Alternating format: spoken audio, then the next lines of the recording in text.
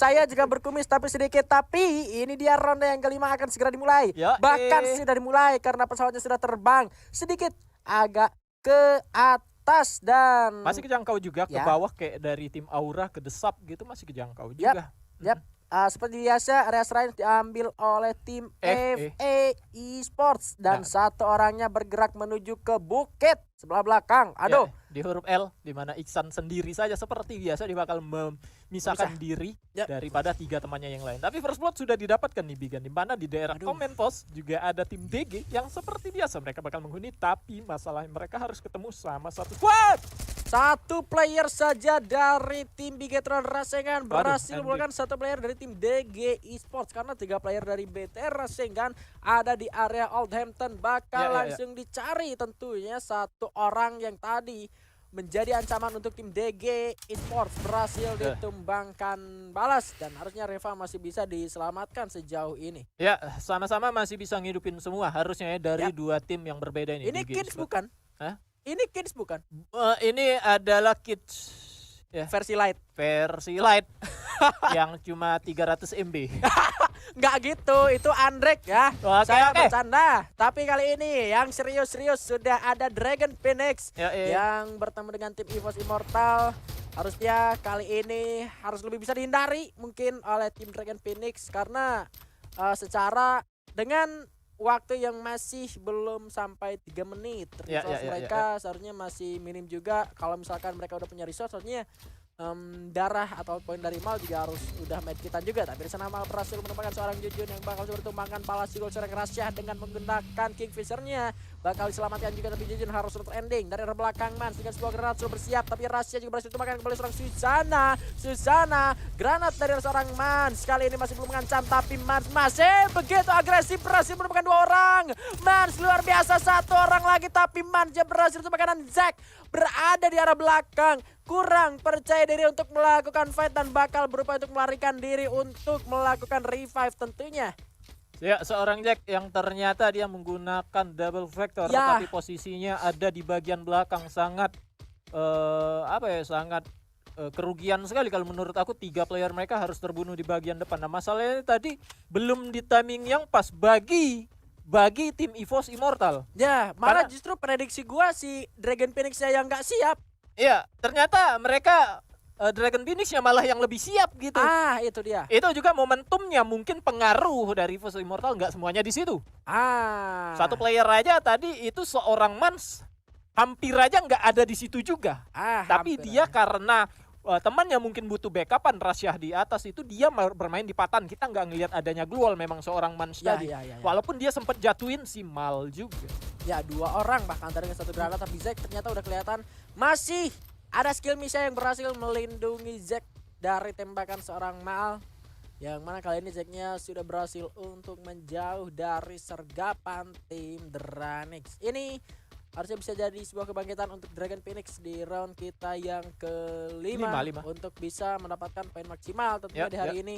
Supaya nggak benar-benar kayak kemarin dapat poin maksimal tiba-tiba di day selanjutnya turun lagi karena Dranix hari ini adalah hari terakhir untuk di week kali ini ya. Di week kali ini ada match day keempat mereka sama kayak dari tim GRC yang masih bertengger di atas secara akumulasi poin gitu. Betul. Secara akumulasi poin mereka jaraknya sekitar 30-an gitu ya. Yes. 30-an. Nah, kalau malam hari ini ditinggal jauh lagi sama GRC artinya bakalan ketinggalan lebih jauh lagi. Yes, tapi ternyata di sini begitu berani sekali seorang Zack gak jadi kabur dia ternyata.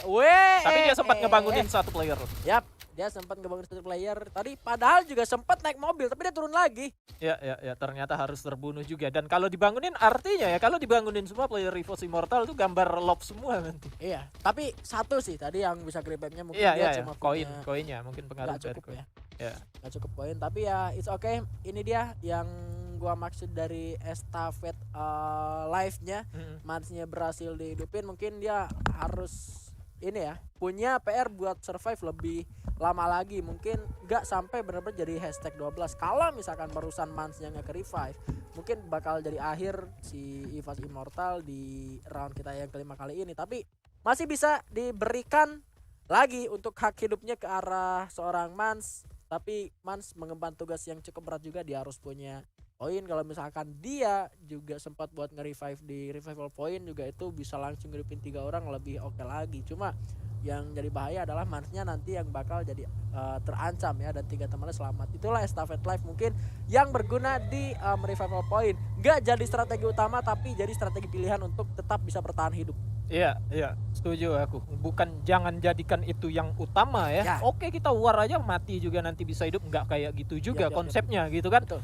Tapi jadikan mungkin itu untuk membantu saja. Untuk membantu saja apabila hal-hal seperti itu terjadi. Tapi kayak tim FA, kalau memang mereka mau war, ya war aja, nanti bisa hidup lagi. Tapi ya kalau bisa hindari lah gitu ya. Itu dia. Tetap ini game survival, kita juga balik lagi, kita harus survive selama mungkin, kita harus survive sampai akhir, itulah PR-nya. Kalau misalkan point kill memang bisa dicari gitu kapan aja, kalau misalkan rotasi juga bisa ketemu gitu. Ngomongin soal poin eliminasi, tetap survive yang jadi poin utama, karena ketika lo survive sampai zona ke akhir pun lo tinggal nyicil yang ada di arah luar dan tetap bertahan hidup. Itu kuncinya. Oke. Masih 12 tim dan cukup pasif kalau kita ngelihat berubah sekali gameplay dari round sebelumnya tadi.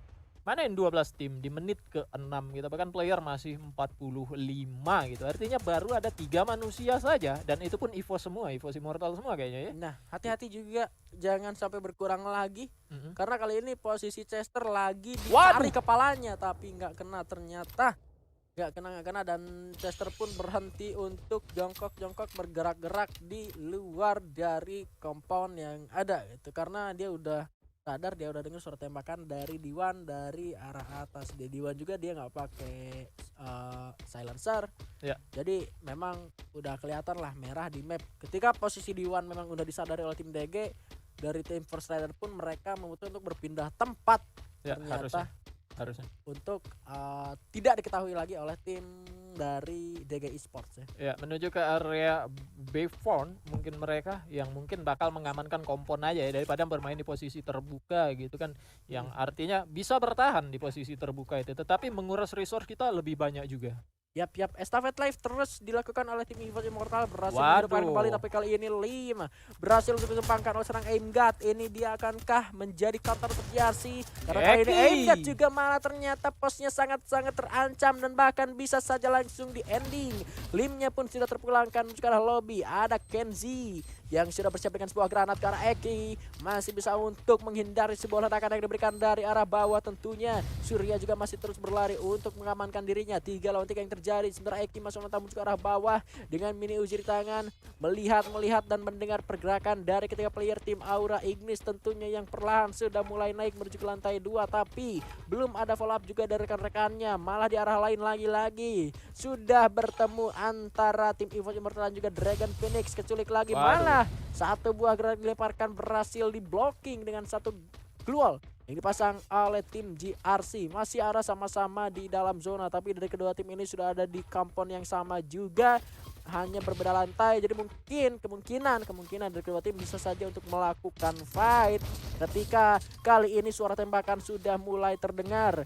Open firing juga sudah mulai dibuka kali ini. Beberapa granat sudah dilontarkan ke arah atas, tapi dari JRC masih cukup sabar untuk bertahan, sementara dari Aura Ignis masih terus mencari cara untuk melepaskan penyerangan menuju ke arah atas. Kalau kita ngelihat di sini malah ada ketertarikan dari tim Aura Ignis ya, yang mereka ada di bawah gitu, mencoba untuk menyudahi cepat aja pertemuan antara dua tim ini. Tapi juga nggak bisa langsung naik-naik saja. Mereka tadi juga ada upaya untuk melempar resource kayak granat flashbang dari arah bawah juga. Mereka kalau langsung naik ke atas, tahu pasti mereka resikonya. Nih orang di atas pasti lebih siap lagi menghadang kita yang akan naik dari arah bawah. Juga sebaliknya, JRC nggak mau dia turun ke bawah. Kalau mau war ya udah ayo naik ke atas ini katanya. Iya, begitulah. Karena memang untuk naik ke arah atas ataupun naik ke arah atas itu cuma hanya satu arah aja mungkin yang bisa dipakai. Kalau misalkan pakai arah yang lain kayak dari jembatan dari bawah ke atas itu kan ada open sekali itu terlalu terbuka untuk digunakan oleh tim Aura Ignis. Bisa saja ada keputusan lain, kalau misalkan dari Aura Ignisnya nggak mau fight, dia bisa aja cabut gitu dengan cara yang lebih aman dengan resource yang dia miliki. Tapi masih kekeh aja, ternyata masih ada pemanfaatan dari sebuah grapple hook, tapi malah kali ini sebuah celah dimanfaatkan oleh Mario dan turun sudah jasinya kali ini. Dua orang tersisa dari Aura Ignis berhasil temangan, malah seorang Eki kali ini yang terlalu tenapsu, ternyata Agisnya berhasil dikurangkan karena lobby. Ada Surya yang barusan menyebut namanya sendiri, tapi malah Aura Ignisnya tumbang di tangan GRC Aphrodite. Ternyata counter GRC tabrak enggak berlaku, Bung Surya. Ya, karena mereka tadi masih sangat sabar sekali mencari kesalahan yang diperbuat oleh tim musuh dan berhasil. Ketika satu player dijatuhkan dari tim Aura Ignis, dimanfaatkan langsung Eki langsung turun walaupun dia terjatuh ya. Tapi ada seorang Surya tadi memberikan backupan juga dapetin satu player. Di tempat lain di sini Bigan kita dihadapkan di mana First Rider Storm yang mana sedang melakukan spam granat juga ke bagian depan sana, mana player dari tim DG Esports. Ternyata begitu komit pergerakan dari First Rider setelah tadi sebetulnya dipantau dari arah atas. Pergerakan dari Chester sempat dilepaskan tembakan juga tadi oleh seorang Dewan, kan snipernya nggak kena. Mereka turun ke arah Bayfront dan ternyata mereka ngajak buat fight di arah Bayfront sendiri, tapi malah ternyata Scooper yang terculik dan harus kekurangan manpower harusnya dari tim First Rider dan tidak akan melanjutkan commit fight sepertinya dengan pergerakan mundur yang diperlihatkan oleh tim First Rider Storm, karena memang pertahanan dari DG ini benar-benar sangat-sangat kuat sekali. Di arah lain ternyata sudah ada Cleo ditumbangkan dengan sebuah tembakan sniper dari seorang Klukis. Ada Surya juga ditumbangkan oleh tim Dragon Phoenix. Cooper berhasil diselamatkan kembali. Terancam juga ternyata posisi dari GRC karena kedatangan tamu yang lain. Ada Dranex, sementara GX juga terus dispray oleh seorang Zero dari area Council Hall.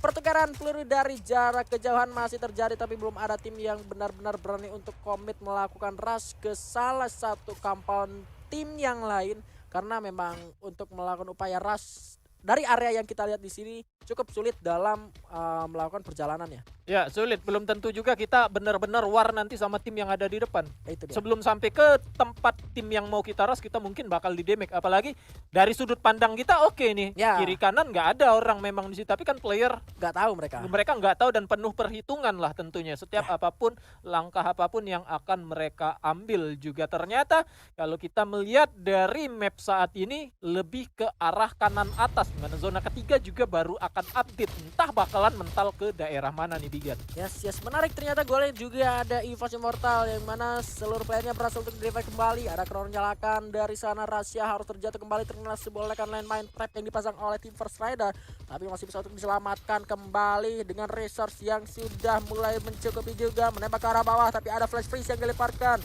masih bisa dihindari oleh seorang Zek. Mansnya ditumbangkan ternyata secara Rasya berhasil mendapatkan banyak orang ada di di sana. Zeknya harus tertumbang juga. Jujun berhasil menyelamatkan satu rekannya, tapi Zek bakal coba ending di belakang karena lobby. Ada sektor tapi Jujun kepleset, harus didapatkan dengan begitu mudahnya, menyisakan Man sendirian dengan bagi sevennya. Satu persatu pemain dari First Rider Storm berhasil diselamatkan dan berhasil untuk membuat tim EVOS Immortal begitu pincang dan tidak berdaya dengan satu player tersisa. Berhasil bertahan First Rider Storm kali ini, tapi ingat satu player EVOS bisa saja membahayakan 3 orang dari First Rider. Sudah ada upaya dilakukan tapi Mansnya sudah mulai tertembak dari arah bawah. Skyler sudah mulai ditembakkan dan kali ini Mansnya harus sudah benar-benar tumbang di posisi ke-11. Estafet live-nya nggak benar-benar membuat si EVOS Immortalnya tumbang di posisi ke-12. Harusnya tadi tumbang di posisi ke-12 kalau misalkan nggak ada estafet live dari Revival Point. Tapi Dragon Phoenix juga terancam karena kali ini ada Timber Fight yang mana kali ini Susana berhasil mendapatkan 2 karakter dengan sebuah granatnya. Bakal berapa melakukan penyelamatan tapi memilih untuk melakukan ending terlebih dahulu karena satu orang lawannya. DG juga datang kali ini mengancam sebuah pertempuran yang terjadi, prahara yang terjadi di sebuah rumah dari kedua tim yang berbeda. Datang yang ketiga masih cukup bersabar dari tim DG Esports tentunya, karena masih harus mendeteksi di manakah player-player yang masih survive. Di arah lain ternyata malah ada Denzo juga tumbangkan oleh tim UNB. Di arah yang lain malah kali ini lagi-lagi Susana berhasil menumbangkan satu orang lawannya dengan sebuah granat dengan 12 glue di tangan. Chesternya melakukan decoy. Susana sangat luar biasa, pergerakan yang sangat-sangat apik ciamik decoynya, tapi hari ini Dragon Phoenix lagi-lagi harus sudah tumbang di posisi ke-10. Di area yang lain juga First Rider sedang coba untuk diluluh lantakan, tapi malah Bonafide-nya kali ini selamat di dalam rumah dan belum terdeteksi, Bung Surya. Ya, satu player aja memang awalnya tadi dari tim Bonafide ini sedang melakukan fight dengan satu tim ya, Dranix Dragon Phoenix di sini. Tetapi dari tim DG yang mereka nggak tertarik untuk masuk ke dalam kompen. Nah, bahkan mereka nggak tahu loh di dalam ini ada player dia nggak tahu. Dia dari tadi nunggu di luar aja gitu loh. Dua orang di depan.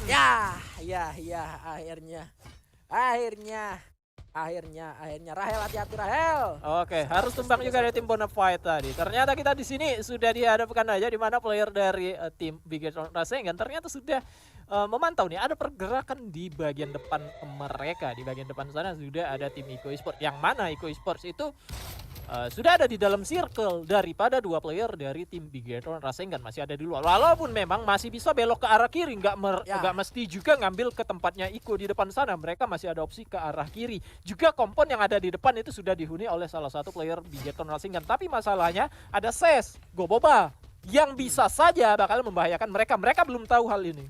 Iya. Kita kasih tahu apa? Gimana? Nggak tahu. Oke, lanjut Bigan. Saya masih melihat pergerakan dari Eko Briel yang harusnya pertahanannya sedang diuji karena dari belakang juga ada tim UNB yang kemungkinan mereka udah sadar ada tim dari Eko Briel di arah sana. Begitupun dengan seperti yang Bos sudah bilang, Ses Goboba di sana juga bisa menjadi ancaman untuk Bigetron Rasengan. Tapi ketika zonanya sudah mengecil, kali ini ternyata malah zonanya tidak ada di satu pun tim dan mental ke arah satu batu saja. Oke, satu batu saja yang ada dalam circle. Waduh, First Rider Storm juga sudah harus tumbang ternyata. DG Esports juga menyusul di rank ke-6-nya. Mana banyak sekali beberapa kill lah ya tadi sempat didapatkan oleh player dari CSGO Boba kali ini. Ya gimana nih Bigan? Kalau kita ngelihat zonanya seperti ini, masih ada 5 tim menyebar di sekeliling circle. Mereka coba untuk masuk ke satu tempat yang sama nih. Kalau ngelihat secara kuantitas player, CSGO Boba harusnya bisa masuk, begitupun dengan Eko Briel ataupun UNB ya, bahkan Bigetron Rasengan pun dengan 3 playernya harusnya masih bisa. Yang sulit itu adalah JRC yang masih bergerak berlari dari arah luar. Tapi kita nggak tahu dari kelima tim ini resource mereka seperti apa. Bahkan dari player Eko Briel pun udah pada keluar, tapi JRC ternyata terkena ledakan. Dari Eko Briel pun ternyata malah ditumbangkan satu persatu membernya oleh dari dua arah yang berbeda. Ada granat yang connect dari Bigetron Rasengan, rupanya di sana UNB-nya masuk menuju ke arah atas, berhasil mengambil sebuah batu. Rahel belum bisa selamatkan, malah Asuna ternyata berhasil menemukan seorang GX. Rahel tereliminasi, Cleo-nya didapatkan oleh tim CSGO Boba. Bigetron Rasengan menembak ke arah atas, di arah bawah juga kelihatan persis. Di situ ada 2 orang lagi jongkok, lagi medkitan. Ada Asuna, tapi Febrian begitu low dengan hotpoint-nya kali ini. Harus tumbang juga ternyata Gedai di sana dengan granatnya. Begitu agresif Eko-nya tumbang. CSGO Boba 14 kill kali ini bakal melawan tim dari Bigetron Rasengan. Sudah mulai terkikis. Sironya tentunya akan masuk. Skylernya sudah mulai Gedai. Bukan apalagi bukan granat. Ini ternyata pelontar dari Gedai berhasil membawa CSGO Boba lagi